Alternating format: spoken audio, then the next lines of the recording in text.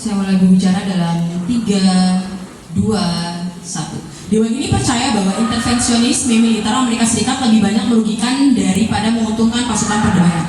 Aminus untuk OG karena tidak membawa perdebatan dari segi mereka tidak menganalisis mosi, mereka sedari awal memberikan contoh analisis dan juga mereka sangat simplistik. Pada akhirnya banyak sekali kecolongan yang datang dari tim OG yang akhirnya itu akan menjadi poin bagi kami. Kemudian perbedaan kami dari tim OO, di mana OO tidak membawa bagaimana contoh nyata, contoh nyata seperti apa mereka bawa contoh yang lama dan kemudian tidak ada parameter dari hal tersebut. Kemudian saya akan membidas pernyataan dari pembicara pertama dari tim CG, di mana mereka mengatakan bahwa Jepang itu mengalami peperangan, Jepang itu intervensionisme oleh Amerika Serikat. Padahal sejatinya nyatanya mereka melakukan peperangan, bukan? Itu adalah aminus untuk mereka dan merobohkan argumentasi mereka. Kemudian yang kedua, mereka memberikan pada dasarnya Amerika Serikat sejatinya pada saat melakukan peperangan mereka memberikan kebutuhan dan investasi yang besar sehingga Jepang mengalami kemajuan yang masif di bidang teknologi, bukan? Mari kita lihat komparasi seperti apa menguntungkan dan merugikan.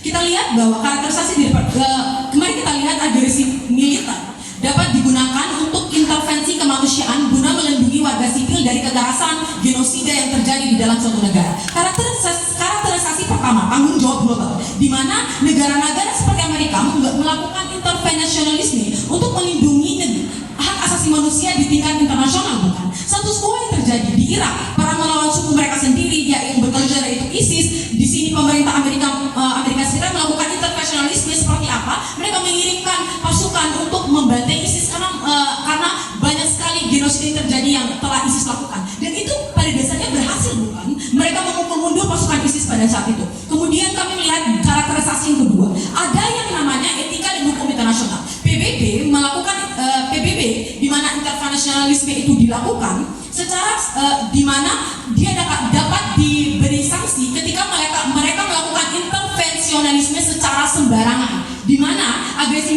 militer ini didukung oleh hukum internasional. Kalau negara tersebut melanggar etika, kelompok melanggar etika, maka dia akan dihukum PBB. Itu adalah hukum internasional yang terjadi pada perdebatan kali ini. Sebelum itu, lanjut interupsi. Ya, silakan.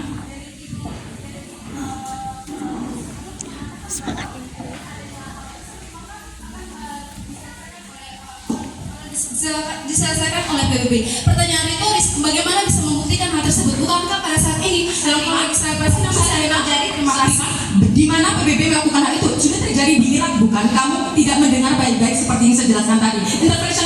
Intervensionisme yang terjadi, agresi militer yang terjadi di Amerika Serikat dengan membantu Irak itu terjadi dan memukul mundur pasukan ISIS. Kemudian karakterisasi yang ketiga, ketidakstabilan dan upaya perdamaian. Di mana respon pertama, intervensionisme terhadap agresi militer dapat menyebabkan respon dari masyarakat, di mana agresi militer itu terjadi perdamaian, di mana intervensionisme pihak Amerika Serikat jadi sebagai pihak yang netral untuk melawan dua kubu yang bertentangan ini, dan di situ terjadi yang namanya intervensionisme dan menyebabkan upaya perdamaian di suatu negara yang peperangan itu dapat terjadi. Kemudian kami melihat bahwa contoh Rusia dan Ukraina, mari kita lihat komparasinya di mana merugikan dan menguntungkan bagi pihak Amerika Serikat. Pertama, di mana Amerika Serikat membantu dalam hal senjata karena Ukraina tidak punya persenjataan yang bagus untuk melawan dan mengintervensi agresi militer kepada Rusia. Hal ini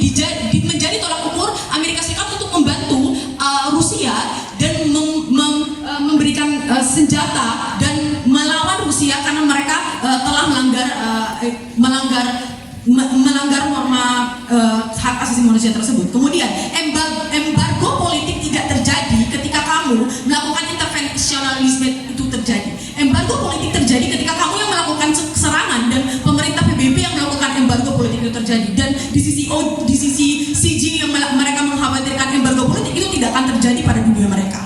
Mari kita lihat dampak terhadap keamanan global. Skenario terburuk solusi untuk menanggulangi agresi militer itu pertama diplomasi dan negosiasi. Nah, dari upaya diplomatik dan negosiasi yang secara efektif menyelesaikan ketidakpastian antar negara-negara yang sedang berperang ini, dan intervensionisme muncul untuk memerangi dan melakukan perdamaian dan meningkatkan keamanan dan pertahanan di negara tersebut. Bangga menjadi CEO.